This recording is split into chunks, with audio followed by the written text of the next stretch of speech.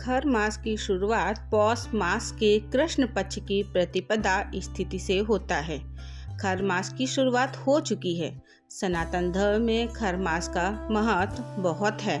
सनातन धर्म में खर मास को अशुभ माना जाता है, लेकिन अगर पूरे विधि विधान से पूजा की जाए तो बनते हैं बहुत अच्छे योग।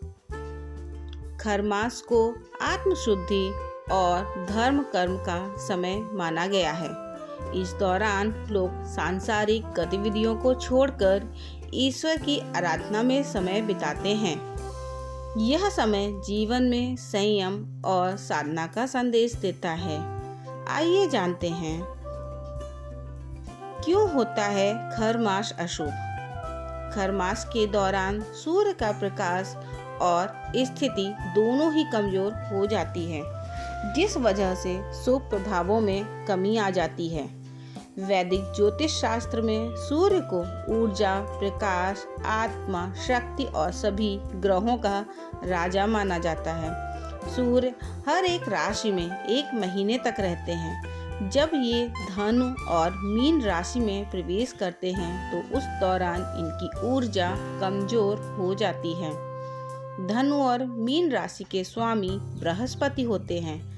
ज्योतिष शास्त्रों के अनुसार सूर्य जब देवगुरु बृहस्पति की राशि धनु और मीन राशि में प्रवेश करते हैं तो इस दौरान वे अपने गुरु की सेवा में रहते हैं। ऐसे में सूर्य और बृहस्पति का प्रभाव कम हो जाने से ग्रहों की ऊर्जा में कमी आने के कारण कार्यों में स्थायित्व की कमी आ जाती है। शुभ और मांगलिक कार्यों में सूर्य और गुरु का बलि होना जरूरी होता है। इसी वजह से खर मास के दौरान मांगलिक कार्य फलित नहीं होते, इसलिए मांगलिक कार्य वर्जित किए गए हैं। लेकिन खर मास के दौरान सभी शुभ कार्यों पर रोक नहीं होती है। कुछ लोग इन कार्यों को भी करते हैं। खर मास के दौरान धार्मिक कार्यों जैसे पूजा पाठ, ध्यान, जप आदि पर ध्यान देना चाहिए। खर मास के दौरान सूर्य देव की नियमित पूजा करने से लाभ मिलता है।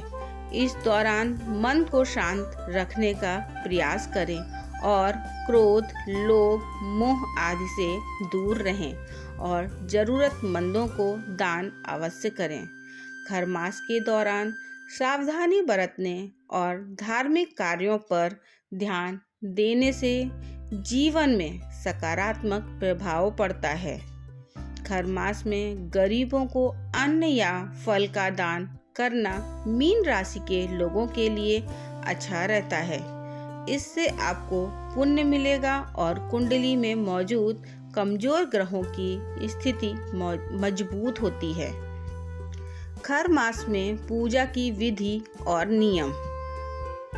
खर मास के महीने में जहां मांगलिक कार्य वर्जित रहते हैं, वहीं पूजा पाठ, कीर्तन, तीर्थ यात्रा, मंत्र जाप, भागवत गीता, रामायण पाठ और विष्णु भगवान की पूजा करना बहुत शुभ माना गया है। खर मास के दौरान दान, पुण्य, जप और भगवान का ध्यान लगाने से जीवन के सभी कष्ट दूर हो जाते हैं। इस मास में भगवान शिव की आराधना करने से कष्टों का निवारण होता है। खर मास में सूर्य देव को अर्घ देना बहुत फलदायी और शुभ होता है। खर मास में सुबह उठकर स्नान आदि से निवृत्त होकर तांबे के लोटे में जल, ग्लोली या लाल चंदन और लाल पुष्प डालकर सूर्य देव को अर्घ देना अच्छा माना जाता है। जब खर मास का महीना चल रहा हो तो इस दौरान किसी भी तरह का शुभ कार्य जैसे विवाह, गृह प्रवेश, सगाई, भूमि पूजन और कोई भी शुभ कार्य करने से बचना चाहिए। खर मास के दौरान तामसिक भोजन नहीं करना चाहिए। खर मास के दौरान किसी के साथ वाद विवाद से बचना चाहिए। अच्छा पुण्य प्राप्ति के लिए खर मास में सूर्य देव की ऐसे करें पूजा। नंबर 1, खर मास में सुबह जल्दी उठकर सूर्योदय से पहले स्नान करें। नंबर 2, एक चौकी पर लाल कपड़ा बिछाकर सूर्य देव की मूर्ति या चित्र स्थापित करें। नंबर 3, पूजा स्थल को साफ सुथरा करके फूल, दीपक आदि से सजाएं। नंबर 4, सूर्य देव को जल, फूल, धूप, दीप आदि अर्पित करें। नंबर 5, सूर्य भगवान की पूजा करते समय आदित्य हृदय स्रोत का जाप करें। नंबर 6, पूजा के बाद गरीबों और जरूरतमंदों को दान अवश्य करें। खर मास में सूर्य देव को अर्पित करें ये चीजें।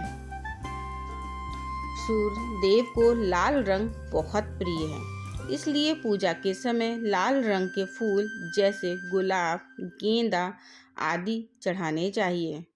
नंबर 2, गुड़ को सूर्य देव को बहुत प्रिय माना जाता है। इसे सूर्य भगवान को अर्पित करने से स्वास्थ्य लाभ मिलता है और बीमारियां दूर रहती हैं। नंबर 3, तांबे के लोटे में जल भरकर सूर्य देव को अर्पित करना बहुत शुभ माना जाता है।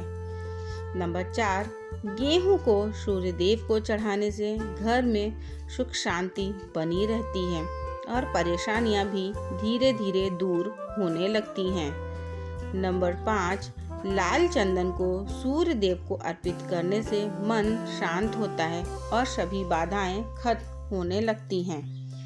नंबर 6, खर मास में सूर्य देव की विधि विधान से पूजा करने से अशुभ प्रभाव कम होते हैं और सूर्य देव की रोजाना पूजा करने से मन शांत होता है। खर मास के दौरान पूजा पाठ का महत्व अत्यधिक है। प्रत्येक राशि वाले व्यक्ति चाहे तो अपनी राशि के स्वामी की आराधना अपने इष्ट देव के साथ करके शुभ फल में वृद्धि कर सकते हैं। मेष तथा वृश्चिक राशि वालों को अपनी राशि के स्वामी मंगल देवता के साथ साथ हनुमान जी तथा भगवान राम की उपासना करनी चाहिए। वृष तथा तुला राशि वालों को अपनी राशि के स्वामी शुक्र देवता के साथ साथ माता दुर्गा की आराधना करनी चाहिए। मिथुन तथा कन्या राशि वालों को अपनी राशि के स्वामी बुध देवता के साथ साथ गणपति भगवान की उपासना करनी चाहिए। कर्क राशि वालों को अपनी राशि के स्वामी चंद्रमा के साथ साथ भगवान शिव की आराधना करना लाभप्रद रहेगा। सिंह राशि वालों को अपनी राशि के स्वामी सूर्य के साथ साथ मां गायत्री एवं हनुमान जी की आराधना करनी चाहिए। धनु तथा मीन राशि वालों को अपनी राशि के स्वामी देवगुरु बृहस्पति के साथ साथ माता लक्ष्मी एवं भगवान विष्णु की आराधना करनी चाहिए। मकर तथा कुंभ राशि वालों को अपनी राशि के स्वामी शनि देव के साथ साथ हनुमान जी एवं भैरव बाबा की उपासना करनी चाहिए ताकि शुभ फलों की प्राप्ति हो सके। गरुड़ पुराण के अनुसार खर मास में प्राण त्यागने पर सद्गति नहीं मिलती, इसलिए महाभारत के युद्ध में भीष्म पितामह ने अपने प्राण खर मास में नहीं त्यागे थे। महाभारत में वर्णित है कि जब खर मास में अर्जुन ने भीष्म पितामह को धर्म युद्ध में बाणों की शैया पर लिटा दिया था।